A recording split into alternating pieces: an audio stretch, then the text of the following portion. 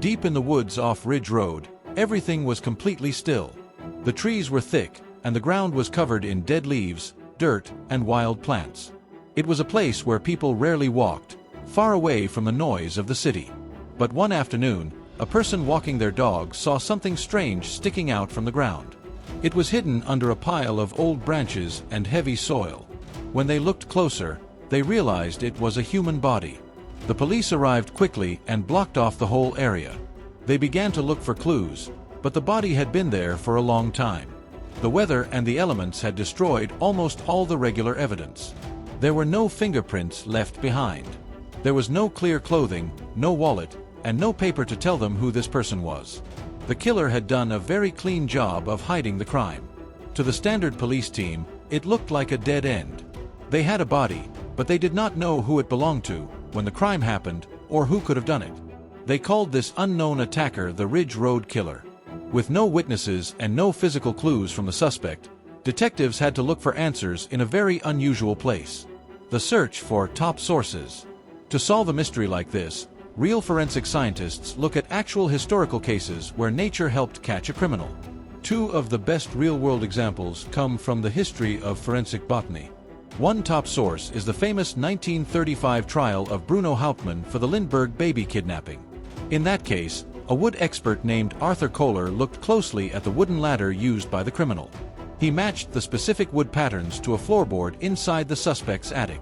This proved that the plants around us can connect a suspect directly to a crime.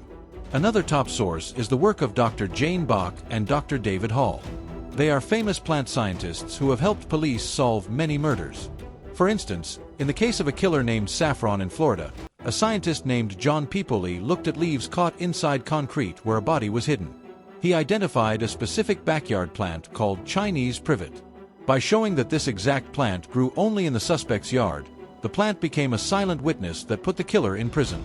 These true stories show exactly how scientists use regular leaves, seeds, and soil to solve the hardest crimes. Understanding how these past cases worked opened up a whole new way of looking at the dirt on Ridge Road. The science of forensic botany. When the regular clues are gone, police have to turn to forensic botany. This is just a scientific name for using plants to solve crimes. Plants are everywhere, and they are constantly growing, dropping leaves, and spreading seeds. Every single area has its own special mix of trees, bushes, and weeds. When a criminal steps into the woods, they cannot help but disturb nature. They crush the grass, they get tiny seeds stuck to their shoes, and they trap leaves under the bodies they hide. Plants do not lie, and they do not forget. They just keep growing. A plant scientist can look at a tiny piece of a leaf and tell you exactly what kind of tree it came from. They can look at the roots growing through a crime scene and tell you the exact time of year a body was placed there. By studying how plants change, wilt, and grow, scientists can build a timeline of a crime that no suspect can deny. Armed with this knowledge, the team went back to the burial site to see what secrets the local greenery was holding. Reading the leaves. At the Ridge Road crime scene, the scientists did not just look at the body. They looked at the ground very carefully. They noticed that someone had dug a shallow grave and then covered it with dirt and wild plants to hide it. The killer thought the plants would make the grave look completely natural. But to a plant expert, the plants looked all wrong. The scientists collected samples of the plants growing on top of the grave. They also took samples from the normal ground a few feet away. They noticed that a specific kind of wild shrub was growing directly over the body. The roots of this shrub had actually grown into the clothing of the victim. By measuring how long it takes for that type of shrub to grow its roots to that exact length, the scientists figured out that the body had been buried precisely 2 years ago, in the middle of summer. This small detail changed everything for the police, giving them a specific window of time to track down the killer. Trapping the killer. Now that the police knew the exact time of the murder, they could look through old missing person reports from 2 years back. They quickly found a match and identified the nameless victim. Next, they looked at the people who knew the victim at that time. One specific suspect stood out. He had a truck and lived just a few miles away from Ridge Road. When the police went to interview the suspect, he claimed he was completely innocent. He told them he had never even been to the Ridge Road woods in his entire life. He said he stayed on the main paved roads and only went to regular city buildings. But the police had a search warrant for his truck. They did not just look for weapons or blood.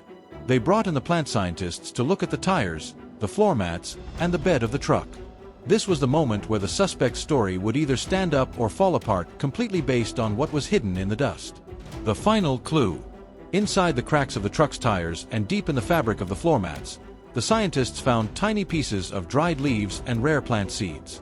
They took these items back to their lab and put them under a powerful microscope. The results were clear. The seeds and leaves did not come from regular city plants or roadside weeds. They were a perfect match for the rare wild shrubs that grew only in the deep woods off Ridge Road. The defense tried to argue that the seeds could have blown into the truck from anywhere. But the scientists showed that these specific seeds were heavy and sticky. They could only get into the truck if someone had physically walked through the thick brush on Ridge Road and tracked them inside. The silent evidence proved the suspect was lying about his location. When faced with the undeniable plant data, the suspect realized he could not beat the science. He finally confessed to the crime, and the nameless Ridge Road killer was brought to justice, all because of the quiet testimony of nature.